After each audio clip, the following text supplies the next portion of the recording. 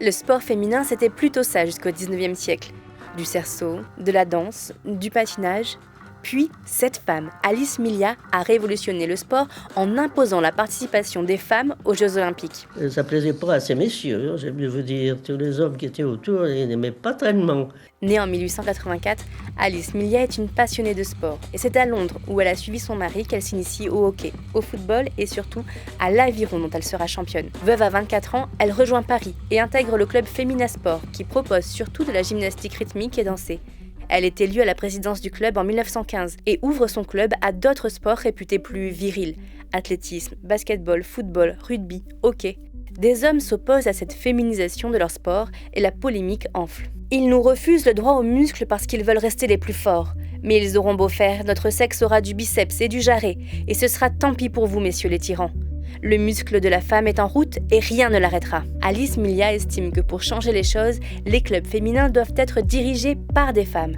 Elle est l'une des fondatrices de la Fédération des sociétés féminines sportives et en prend la tête en 1919, devenant ainsi la seule femme au monde à la tête d'une fédération nationale sportive féminine. Alors que les femmes ne sont admises que dans certains sports aristocratiques au JO, Alice Millat demande au comité de Pierre de Coubertin d'inscrire des épreuves féminines d'athlétisme. Je n'approuve pas personnellement la participation des femmes à des concours publics. Aux Jeux Olympiques, leur rôle devrait être surtout, comme aux anciens tournois, de couronner les vainqueurs. Face à ce refus, elle organise en 1922 les premiers Jeux Olympiques féminins à Paris. Des athlètes françaises, anglaises, tchécoslovaques, américaines et suisses s'affrontent. Un succès. Elle avait un caractère, elle avait un ascendant, une puissance.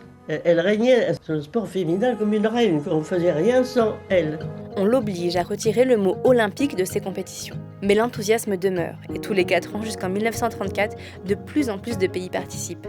Pour contrer ce succès, les fédérations masculines finissent par accepter la participation des femmes à certaines épreuves, seulement 5 sur 13 en athlétisme. Les compétitions internationales féminines se développent pendant l'entre-deux-guerres, toujours sous l'impulsion d'Alice Millat, qui défend bec et ongles ses athlètes. Un jour, c'était à Turin, après en France-Italie, puis il y avait toute une équipe de jeunes qui nous suivaient, des jeunes Italiens. Et je la vois toujours, elle s'est retournée, elle a pris son parapluie, elle voulait leur taper dessus. Ça m'est toujours resté. Non, mais elle était formidable avec nous, franchement. Dans les années 30, les subventions au sport féminin sont coupées. L'époque n'est plus aux revendications égalitaires et féministes. Les femmes sont écartées des institutions sportives.